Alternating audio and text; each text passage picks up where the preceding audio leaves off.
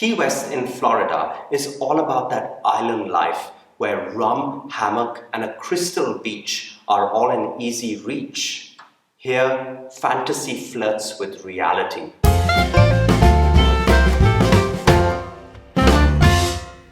Do you remember the famous James Cameron film called True Lies? There's a big scene in the film which features an iconic 7-mile bridge which eventually blows up.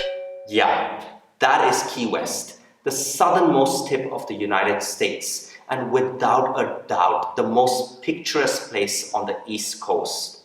Travelers from all over the world come here to witness the spectacular sunset. I started my adventure with the center, Mallory Square. It's where all the fun happens. Everything Key West is famous for comes together here in this historic waterfront location. Live entertainment, theater, museum, restaurants, there's something for all age groups here. It's also the best place for Instagram pictures without any filters. And so is the southernmost tip, a colorful anchored float which marks the southernmost point in the continental US. It's only 90 miles away from Cuba, and there's always a long queue of tourists waiting to take a picture here.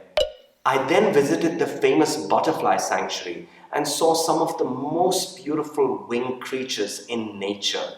It's like walking through a tropical paradise. I even saw Red and Scarlet, a flamingo couple, both born on Valentine's Day. Key West was also home to Ernest Hemingway, and even today, his house is one of the biggest tourist attractions here. I took a tour inside and spent a couple of hours admiring the antique collection. My tour guide also told me some crazy stories about him. The man put a bullet in his head with a shotgun. Nevertheless, it's worth seeing his home and revisiting some of his literary work. His legacy truly lives on here. Picture perfect, Key West is all about that island life where rum, hammock, and a crystal beach are all in easy reach. Diving and snorkeling is phenomenal here, with sunshine throughout the year. I had never seen such corals before. Finally, having covered everything on foot, I couldn't help but notice the tolerant atmosphere that flows from the beaches all the way to the bars and hotels. A lot of the touristy places here are clothing optional, which sets the tone for eccentric lifestyle choices.